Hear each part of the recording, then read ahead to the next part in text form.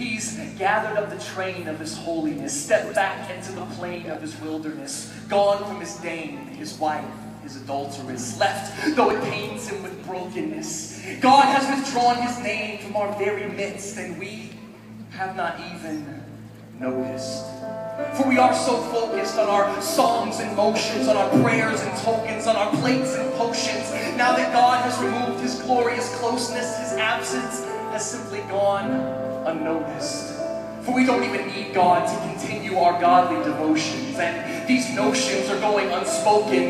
For idols have prophesied to our prophets, titles have evangelized our evangelists, and our shepherds and apostles are so busy inventing a gospel that we haven't had the sense to question, is God even in this? But the Lord reminisces.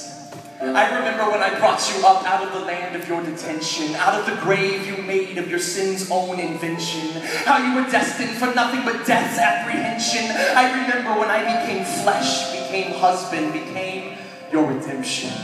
But you have replaced me, displaced me with a God of your own convention, recreated me into a deity that best suits your intentions, and have reinstated this idol of idleness as my new depiction.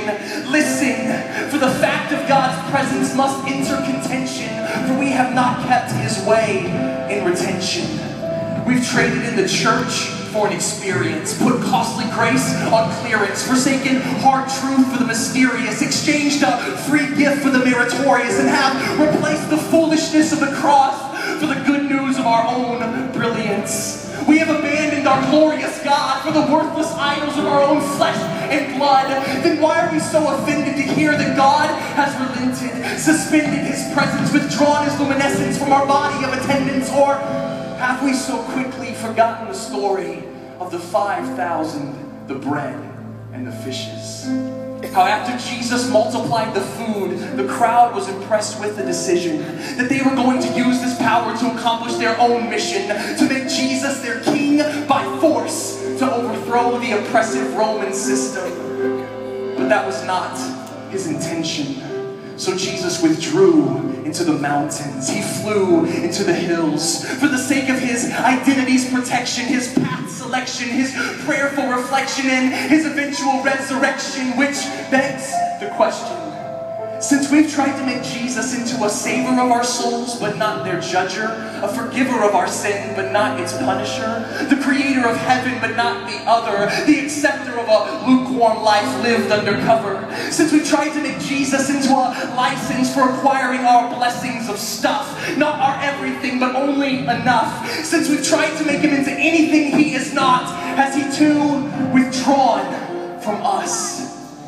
Is Jesus alone in the mountains and we are alone in our churches? Is he following the Father and we're just following our urges? Not that he's left us in the lurch or that we should forsake the assembly of his body's work, but maybe we've just given up the search, left the hill of Golgotha's death for Olive's resurrection perch, which makes one fact clearly overt, that it's not God who has withdrawn from us, it is us who have left him in the dirt. Does a bride forget her gown? Does a king forget his crown? Does a blind man forget his cane? Does a conductor forget her train? Does an officer forget his gun? Does a mother forget her son? But we have forgotten the one who creates, saves, and bathes us in his love. We have placed our comfort, safety, and lives above the one in whom all life has begun. Yet we take no responsibility, claiming to be following faithfully, failing to believe that we are even guilty. That's like a liar vying for validity, a stealth bomber claiming passivity, a runner maintaining disability. It's like a prostitute arguing her own virginity to say that we are not filthy, that we have not brought this on, that God is not indeed withdrawn. But recognizing his departure alone will not suffice, for he did not withdraw to leave us, but to lead us to his side. So let us withdraw from ourselves to find his way, his truth, and his life. Let's withdraw from our sedentary faith to find his sacrificial way. Let's withdraw from our fasted soon to find his offensive truth. Let's withdraw from our refusal to die to find his endless life. Let's withdraw